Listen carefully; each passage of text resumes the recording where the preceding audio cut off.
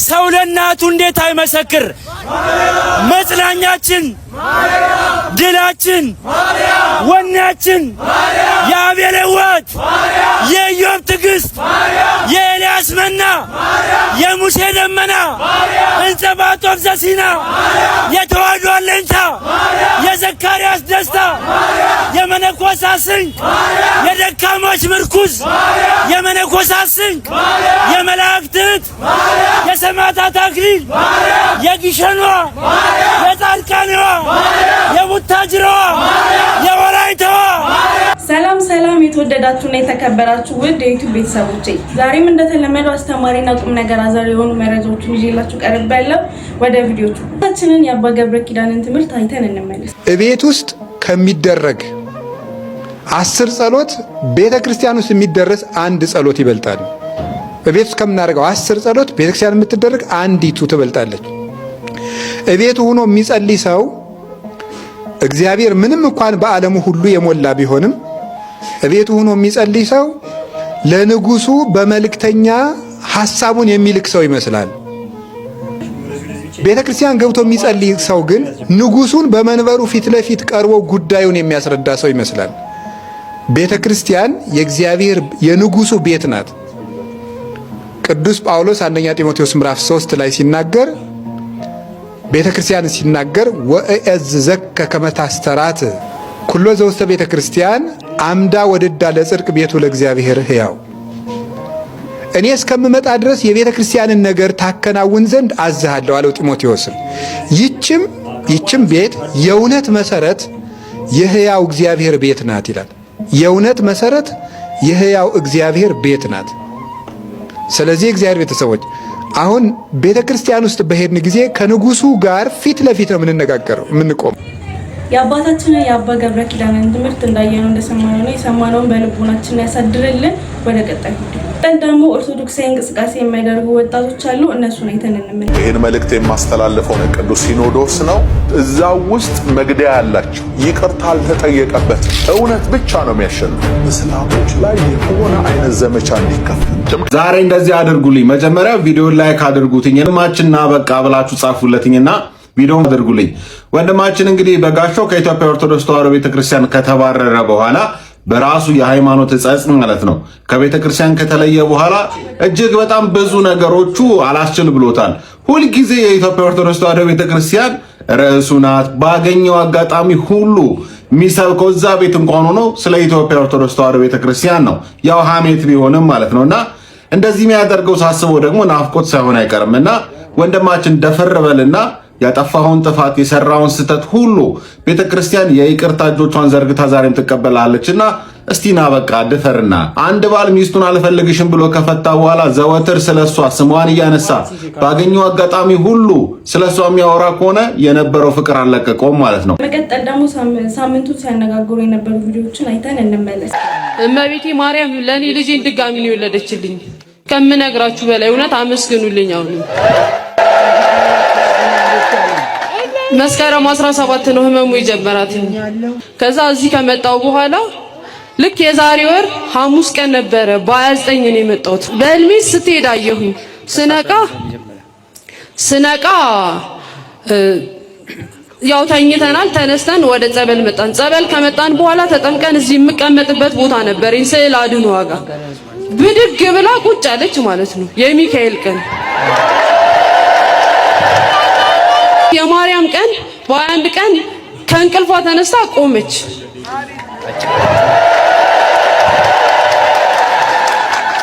ይኸው እስካሁን ድረስ አውደ ምሕረቷን እያዞርኩ እያስጠመኩኝ በጸበሏ በእምነቷ ልጄን ዳግም ወልዳልኛለች። በደንብ አመስግኑልኝ። እስኪ አመስግኑ። እስኪ ከፍ አረጋችሁ አመስግኑ። እንግዲህ እናት ናት። ድንቅ ስራ የተደረገላትን መናገር አንደበቷን ይዟት ነው። በጣም በቃላት ከሚገለጽ በላይ ፓራላይስ ደግቷት ነበር። ያንቀጠቀጣት ነበር። ፓራላይስ በአንድ የቆላልፏት ሰውነቷ ወገቧ አይታጠፍ፣ እግሯ አይሰራ፣ እጇ አይሰራ እንዳለ ፓራላይስ ሆና ስትዘከረክ ነበር። ቻው የምትቦርቀዋ ልጅ አሁን ድንቅ ማርያም ትልቅ ድንቅ ነገር ያደረገችን ስውሯ ማርያም በአንዴ ነው እንግዲህ እንዲህ ስትቦርቅ ያደረገችውና ይሄ በቃላት የሚገለጽ አይደለም። ቃላቱ ቢኖርን ከዚህ በለጠ ብንገልጸው ደስ ይለናል። ከእንደገና እድል የሰጠችን እናመሰግናለን። ይቺ ብላቴና አሁን እናትየዋ በነገረቻቸው ህመም ምክንያት ፓራላይዝ ሆና አልጋ ላይ ውላ ነበረ። በፍጹም መቀመጥ መቆም አትችልም ነበረ እዚህ እስከመጣው ጊዜ ድረስ። እዚህ መጥቼ ቀስ በቀስ ምልክት እያየው ቆየሁኝ። በመጨረሻ በዕለተ ቀኗ በእግሯ ቆማ መራመድ ቻለች። ከፍ አድርጋችሁ አመስግኑ። ምድርና ሰማይን የፈጠረ ንጉሥ እርቃነ ሥጋውን ቆሞ ስናይ እንዲሁ ምን ትለዋለህ? እኔ እናንተ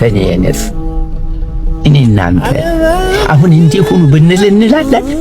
አንሞትም? አሁን ቀደም ያየነው ሰው ውስጥ እንዲቆሙ ቢሉን እንቆማለን?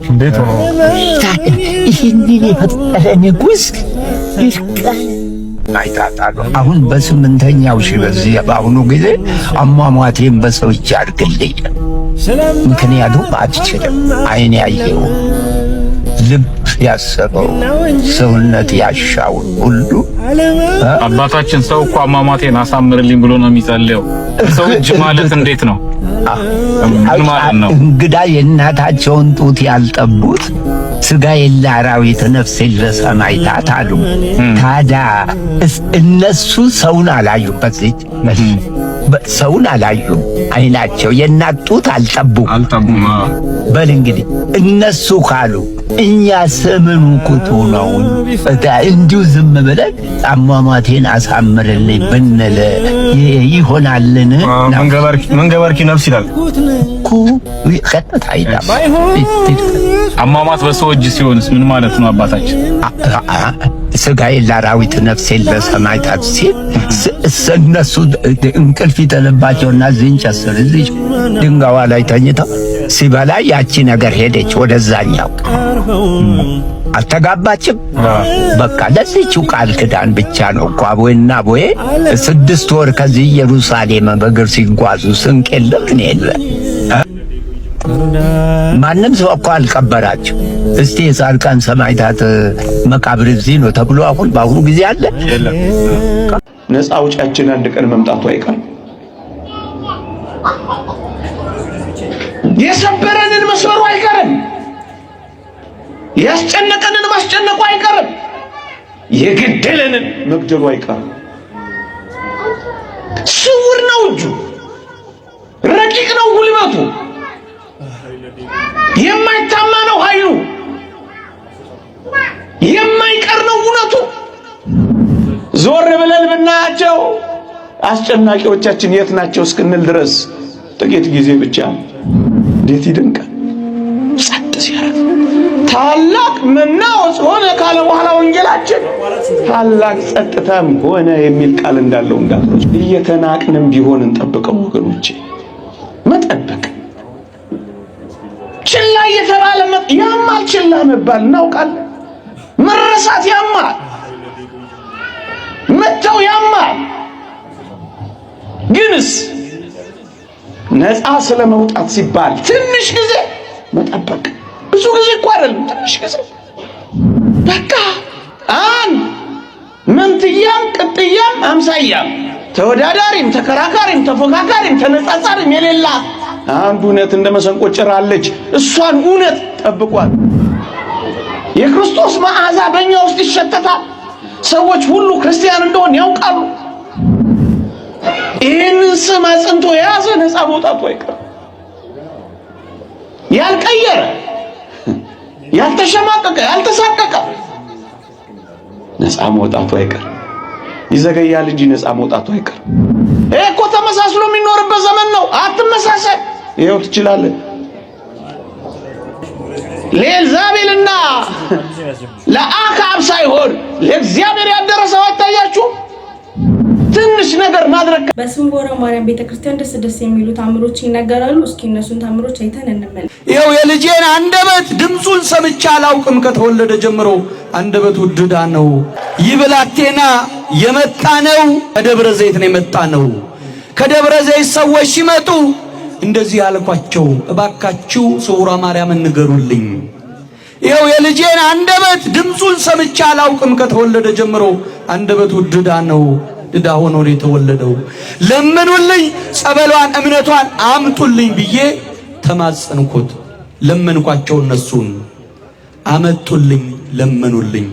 ይኸው አንደበቱን ስውሯ ማርያም ከፈተችልኝ።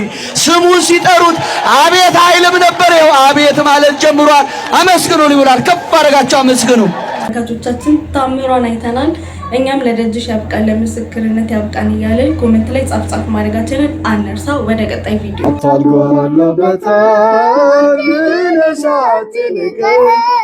ነዚህ ያደረስከኝ ጌታዬን ማነኝ ሞላት አይቀርም አንተ ሸለቆዬ እጠብቃለሁና ቀንህን ጌታዬ አታየሎበታል ነዚህ ያደረስከኝ ጌታዬን ማነኝ ሞላት አይቀርም አንተ ሸለቆዬ እጠብቃለሁና ቀንህን ጌታዬ ሐዘን ጽናት ክፉ ዘመን ቢገጥመኝም እንኳ ያልፋል ሁሉም ታሪክ ሆኖ አናፈረ ማን ጎደለ አንተን የጠበቀ ጸና ልቤ በእግዚአብሔር ይህን እያወቀ